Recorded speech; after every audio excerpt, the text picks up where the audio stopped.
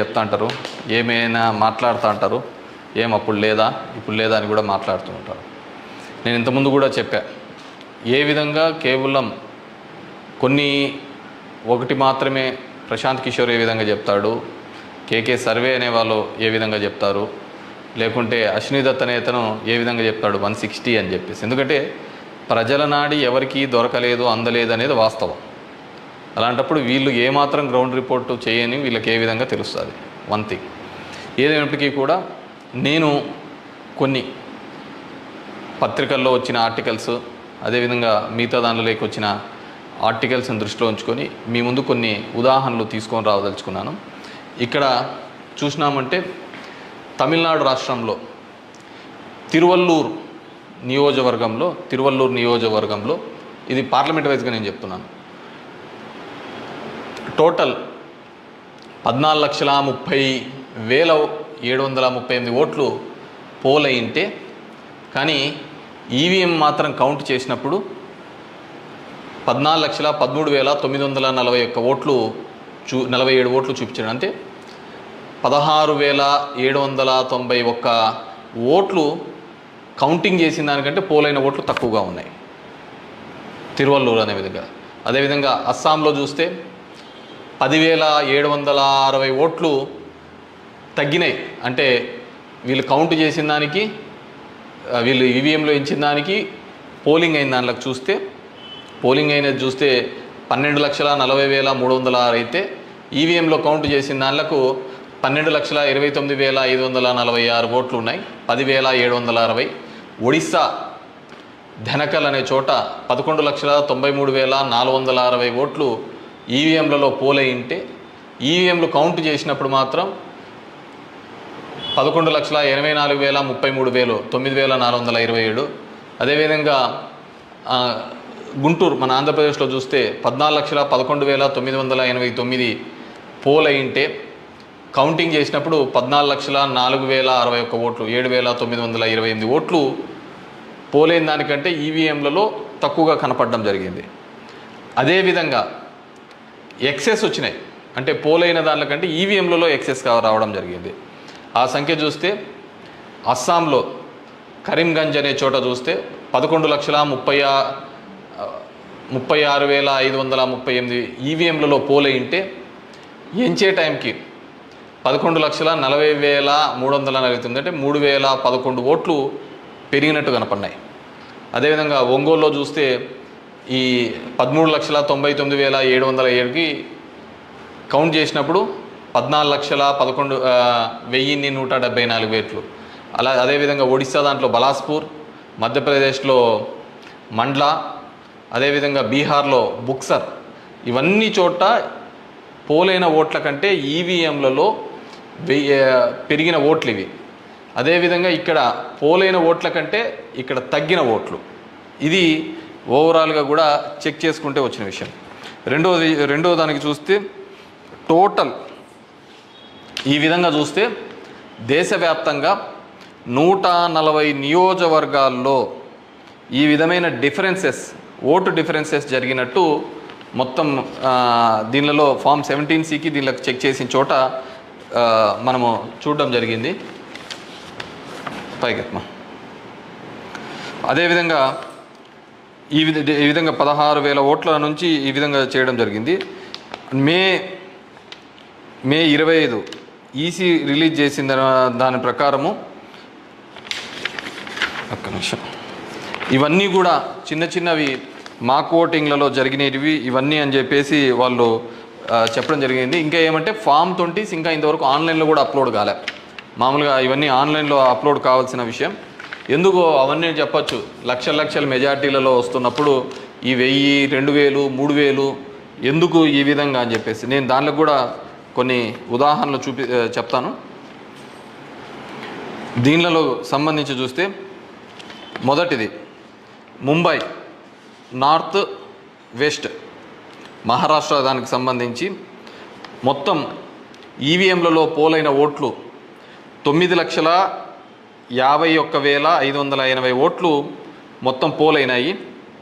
కానీ ఈవీఎంలు లెక్కేసినప్పుడు దాంట్లో 9,51,582 ఓట్లు ఈవీఎంలో మాత్రం కౌంటెడ్గా కనిపినాయి. అంటే ఆడ లెక్క చేసిన దానికి దీనిలకు సంబంధించి తేడా కనపడడం జరిగింది. కానీ అక్కడ ఏం జరిగిందంటే శివసేన యూబీటీ అభ్యర్థి డిఫీటింగ్ అమోల్ గజనాన్ అనే అతన్ని 48 ఓట్లతో మాత్రమే అక్కడ ఓడించడం జరిగింది. అదేవిధంగా సెకండ్ కేసులో చూసినాము అంటే జైపూర్ రూరల్లో ఇన్ రాజస్థాన్లో 12,38,818 ఓట్లు ఈవీఎంల ద్వారా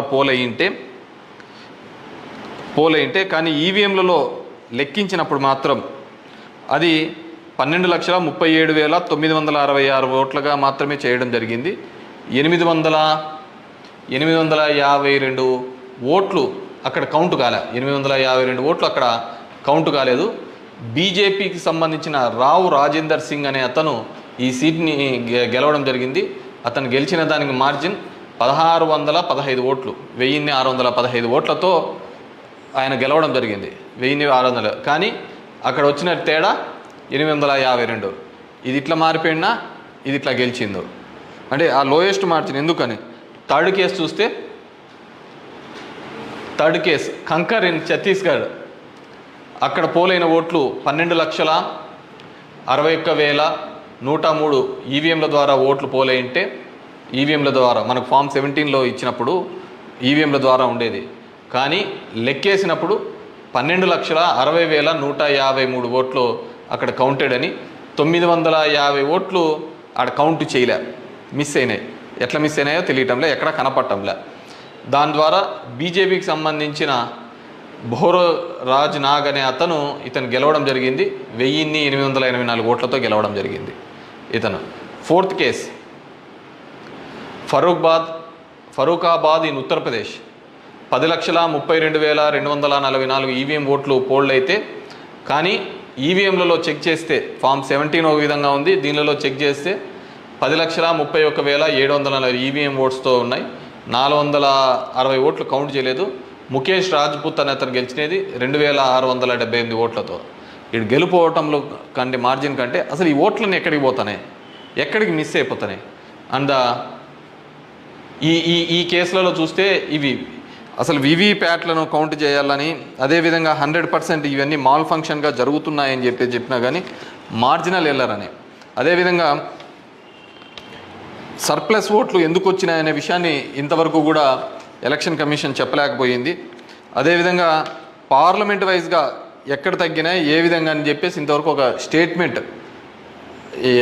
ఒక రీజనబుల్ స్టేట్మెంట్ కూడా ఇవ్వలేకపోయింది. ఈవీఎంలలో ప్రతి దానిలోనూ కూడా ప్రతి పార్లమెంటుకు సంబంధించి ఈ విధంగా తక్కువ ఎక్కువ వచ్చినట్టు కూడా వాళ్ళు చూపించలేని పరిస్థితి. ఎందుకంటే ఇది గెలుపోవటంలో సంబంధించిన సమస్య కాదు. ఎలక్షన్ కమిషన్ ఇంకా ఫామ్ 20 అనేది అప్లోడ్ కాకపోవడం, ఎలక్షన్ కమిషన్ కేవలం ఒక 10 రోజుల ముందు ఎందుకు అతను రిజైన్ చేసినాడు, ఏ కారణాల వల్ల రిజైన్ చేసినాడు, ఎన్నుకునే పద్ధతిలో పాత పద్ధతి తీసేసి కొత్త పద్ధతి ద్వారా ఎందుకు ఎన్నుకోవాల్సి వచ్చింది, ఎందుకు మిగతా వాళ్ళందరూ కూడా చాలా అర్లీగా ఇది 400 అని ప్రిడిక్ట్ చేస్తూ ఒక భావన చెప్పడం. మనం టీవీలలో కూడా చూసినామంటే ఆంధ్రప్రదేశ్లో 9:30, 10 కల్లా కూడా అసలు కౌంటింగ్లో అనేది ఒక రీజనబుల్కి రానిదే 100, 150, 120 అని ప్రొజెక్ట్ చేసినారు. అసలుకు వైసీపీ సీట్లు 25 కంటే దాటి చూపిలా. అసలుకు మొదట అర్ధ గంటలోనే మొత్తం నియోజకవర్గం అంతా ఏ విధంగా చూపిస్తారు, మొత్తం రాష్ట్రం అంతా ఏ విధంగా రిప్రజెంట్ చేస్తారు. సో ఆ విధంగా రిప్రజెంట్ చేయడానికి ఏంటంటే బేసిక్గా అక్కడున్న ఏజెంట్లు కావచ్చు, అధికారులు కావచ్చు, వన్ సైడెడ్గా పోవడం కోసం ఆ విధంగా చేసినారు. ఆ విధంగానే ఉండడంతో ఆల్మోస్ట్ వాళ్ళందరూ కూడా 10:30 నుంచి బయటికి రావడం మొదలుపెట్టినారు. ఏం జరిగింది అనేది అసలు ఎవరికే కానీ అర్థం కాలేదు. టీవీలలో చూసినాము అంటే అసలు 8:30 అంటే 9:30 కల్లా 100-150 సీట్ల లేక వచ్చేసినాయని ఎలివేషన్స్ అన్నీ ఇవ్వడం జరిగింది. సో ఏ విధంగా మీడియా ఎలక్షన్ కమిషన్ వెబ్సైట్లలో పెట్టలేదు, అక్కడ ఆ విధంగా ప్రాజెక్టు కాలేదు. కానీ వీళ్ళే మొదటే చేయడం వల్ల ఏంటంటే దానివల్ల ఏజెంట్లు అక్కడి నుంచి వెళ్ళిపోతారని చెప్పేసి, అదేవిధంగా ఉద్యోగస్తులందరూ కూడా వన్ సైడెడ్గా జరిగిపోతే ఏజెంట్లు అందరూ పోయినారంటే వీళ్ళు రాసుకునేదే రాత అయిపోతుంది కదా. సో ఆ విధంగా అబ్జల్యూట్ మెజార్టీస్ ఇదైతే అంటది. అదేవిధంగా సో ఇదంతా కూడా మనం నిజమైన ప్రజాస్వామ్యంలో దొంగ ఓట్ల మీద ఉన్నామా, లేకుంటే ఈవీఎంలో మిషనరీస్ మీద పనిచేస్తున్నామా? నాకు ఓడిపోయినానని నేను బాధతో కాదుగా చెప్తున్నానని కానీ అందుకే నేను ఆంధ్రప్రదేశ్ స్టేట్ గురించి ఎక్కడ చెప్పలే. దేశంలో జరిగినది వివిధ దీనిలలో చెప్పేది. ప్రశాంత్ భూషణ్ కూడా ఆయన సీనియర్ లాయర్గా కూడా ఆయన కూడా పోరాడుతున్న సందర్భం చూసాం. సో ఇది మనం మాట్లాడకపోతే, ఎందుకంటే మేము ఎక్కడైనా ఊర్లలో పోయినా కానీ, ఊరు నుంచి వచ్చినా కానీ, టౌన్లో కానీ మిగతా వాళ్ళన్నా మేము వేసామని చెప్తున్నారు. మరి వేసింటే ఓట్లు ఎక్కడికి పోయినాయి? ఎవరికి పోయినాయి? ఎక్కడి నుంచో వచ్చి 3